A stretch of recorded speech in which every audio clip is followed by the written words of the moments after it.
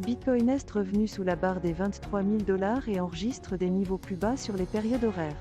Certaines données macroéconomiques seront communiquées par la Réserve fédérale cette semaine, et un indice des prix à la consommation sera publié la semaine prochaine. Le BTC-USD a réussi à conserver la majorité de ses gains spectaculaires de janvier, soit près de 40%. Certains signes indiquent un éventuel repli, les traders pariant sur l'endroit où cela pourrait aboutir et sur des niveaux de support clés de 20 000 $. Des responsables de la Fed, dont le président Jerome Powell, formuleront des commentaires sur un éventuel changement de politique, qui pourrait modifier les marchés. Les principes fondamentaux du réseau BTC apportent une certaine stabilité. Les données en chaîne continuent de progresser, le signal de valeur réseau par transaction du Bitcoin atteignant des niveaux jamais vus depuis 2 ans. Il y a également eu une augmentation du nombre de portefeuilles avec un maximum de 0,1 BTC depuis que le Bitcoin a de nouveau franchi la barre des 20 000 $. Cette semaine, le Bitcoin est dans une nouvelle humeur baissière alors que ses sommets de plusieurs mois ne se maintiennent pas. Malgré les gains impressionnants du mois dernier, les traders misent déjà sur un éventuel repli, et beaucoup considèrent le niveau de 20 000 $ comme support potentiel.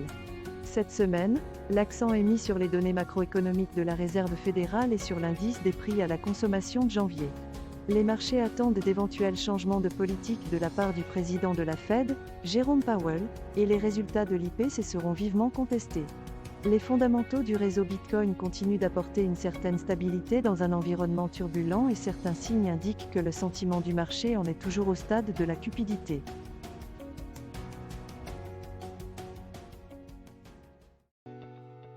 L'activité en chaîne d'Ethereum a récemment connu une augmentation significative. Le lancement d'un mini-jeu par Yuga Labs a suscité un intérêt croissant pour les jetons non fongibles. Les frais quotidiens sur la blockchain ont plus que doublé depuis le début de l'année, tandis que l'Ether a gagné environ 35%. Bernstein note que l'inflation de l'Ether est restée négative pendant plus de 2 semaines. Il devrait le rester en raison de l'augmentation de l'activité et de la demande en chaîne. La prochaine mise à niveau de Shanghai à la mi-mars est considérée comme le prochain grand catalyseur pour Ethereum. Cependant, une certaine prudence est de mise, car 70% des aides misées l'ont été par le biais de pools de staking liquide ou d'échange. Malgré cela, une meilleure conviction quant à la détention d'aides sur les marchés au comptant est attendue. Ce rapport de Bernstein montre qu'Ethereum a connu une augmentation significative de l'activité en chaîne et de la demande d'Ether, l'inflation restant négative pendant 2 semaines. Cela indique également que la mise à niveau de Shanghai à la mi-mars pourrait être un catalyseur clé pour Ethereum, bien qu'il faille faire preuve de prudence en raison de l'afflux potentiel d'approvisionnement en provenance d'Ether non misé.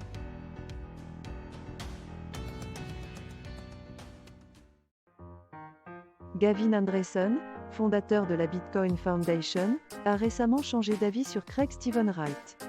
Wright a créé Bitcoin Satoshi Visionnet a prétendu qu'il s'agissait d'un vrai BTC. Andresen a d'abord soutenu Wright en tant que créateur de Bitcoin, citant des preuves privées qui lui avaient été présentées lors d'une réunion à Londres. Cependant, il le regrette maintenant et refuse de s'engager davantage dans le jeu qui est Satoshi. Wright a pris de nombreuses autres mesures, telles que le brevetage du livre blanc sur le Bitcoin et la poursuite en justice de ceux qui l'ont interrogé. Malgré cela, le million de BTC détenus par le portefeuille de Satoshi reste intact. Cela a donné lieu à des spéculations sur l'existence d'un groupe à l'origine de Satoshi, et sur la possibilité que des membres soient morts et aient perdu la phrase de base. David Schwartz et John Deaton ont tous deux suggéré que Craig Wright pourrait avoir été impliqué dans la création de Bitcoin. Schwartz lui-même admet avoir modifié le code Bitcoin en 2011. Le changement d'opinion de Gavin Andresen sur Craig Wright met en évidence la complexité de la discussion en cours sur la véritable identité de Satoshi Nakamoto. Les affirmations de Wright se sont heurtées à un fort scepticisme et à une forte opposition, mais il reste à voir si l'une d'entre elles sera vérifiée. Le mystère de la véritable identité de Satoshi Nakamoto risque de rester irrésolu pendant un certain temps.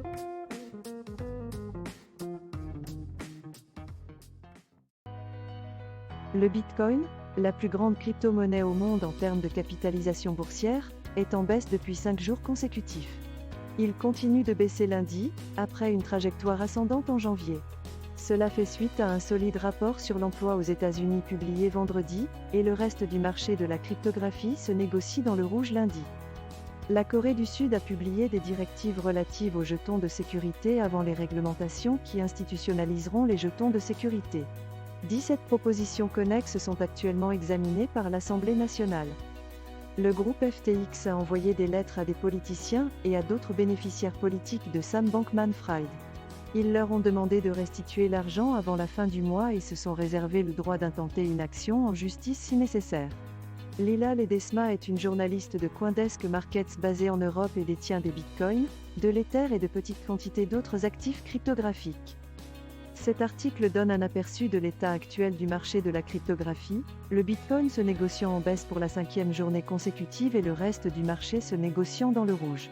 L'article traite également des directives de la Commission des services financiers de la Corée du Sud concernant la réglementation des jetons de sécurité et de la demande du groupe FTX concernant le remboursement des contributions à la campagne datant d'avant son implosion de novembre.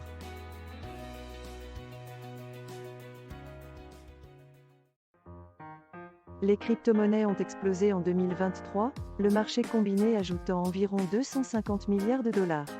Le Bitcoin oscille autour de 23 000 dollars, contre moins de 17 000 dollars au début de l'année, et les 10 autres principales pièces ont également explosé. Le rapport sur l'emploi aux États-Unis publié la semaine dernière a fait craindre une hausse agressive des taux de la Réserve fédérale, mais certains pensent que ces chiffres sont dus à des fluctuations saisonnières.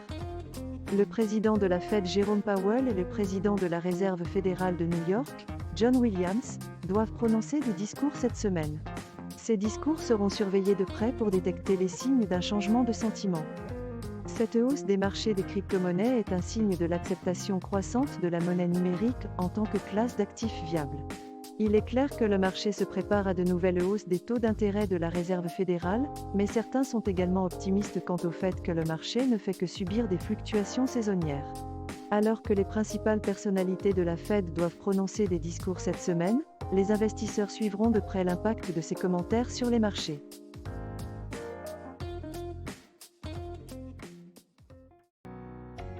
Ripple Labs a effectué 2 importants transferts de jetons XRP au cours des dernières 19 heures, totalisant près de 400 millions de XRP. Ripple a également effectué 3 autres transferts de XRP d'une valeur de 113 millions de dollars, qui ont été envoyés vers et depuis les bourses. Cela fait suite à leur sortie antérieure d'1 milliard de XRP sous forme d'entiercement, dans le cadre de leur activité régulière de portefeuille. Ce rapport de Whale Alert montre la grande quantité de jetons XRP que Ripple déplace régulièrement, ainsi que les quantités importantes de XRP transférées entre les échanges. Les mouvements de ces quantités importantes de XRP indiquent que Ripple est activement engagé sur le marché de la cryptographie, et pourrait l'utiliser pour gérer ses avoirs et ses investissements.